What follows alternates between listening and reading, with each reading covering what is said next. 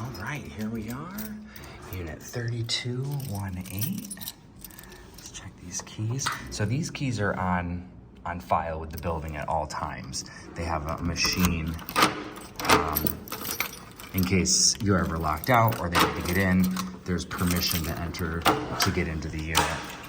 Here we go. So power is on. Power is on. Dear, that was loud. All right, so we are doing the final walkthrough. The purpose of this is to make sure everything is as it was the last time we saw it. So the last time you saw it would have been our little inspection we went through. We did, kind of tested all the little things as much as possible. We're gonna do a very similar version of that right now. So we're just gonna go through and make sure that everything still functions. Toilet's working, no leaking.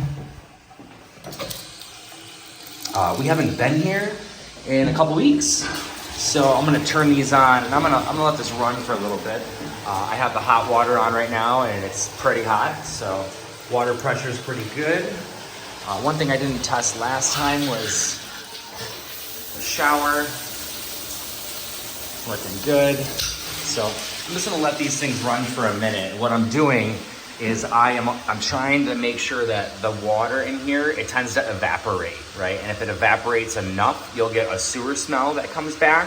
So if you're ever gonna be gone for a long period of time, you really wanna make sure that these things have plenty of water in them, or someone stops by just to make sure that, one bulb here, make sure that you don't get any smells in the unit. So if you're not going to be here for a while, I'll definitely pop by for you and make sure that these things are functioning. So closet looks good. Bedroom. This one's on a dimmer, right? So it's a tap dimmer. You tap it once and it will turn on or off. So you can see the light on, it's on the lowest setting. So this little rocker right here will turn the light up. You can see the lights coming on now, right? And you can also dim it down. So you would push this a couple times and you can dim it to whatever setting you like. So that's about halfway, right? Let's check in here. Oh, I just noticed this closet door is a little off the hinge. So these are just regular Home Depot things right here. You can see how it's a little wide. Sometimes you need to refix these and screw them back into place. You can see there's a screw right there. So you just pull it back to the right setting and then you would tighten that screw up. Just hook that back in there. So it's fixed for right now, but just so you know if that happens in the future, that's how you fix these things. Ouch, right in here, right? So you would take a screwdriver. This is a Phillips head. And you would tighten that up in there. You can see how the track's a little bent. Over time, those things get bent and they wear, and you'll just want to make sure, you might need to replace it at some point, but it should be fine. You should be able to tighten that up and it'll be fine. Next time I'm here, I will stop back with I think that's enough. We can turn this guy off.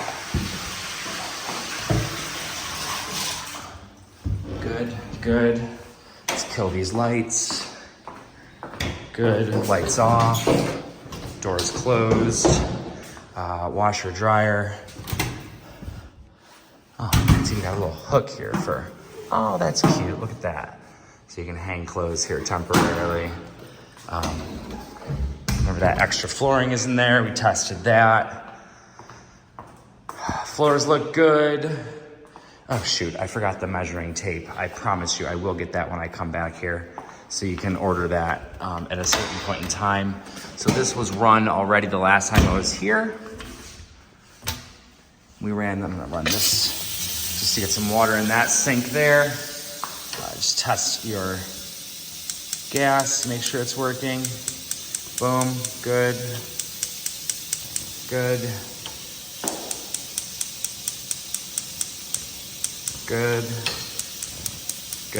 All right. So all the burners are working, your clock is working. You can press the program. Good.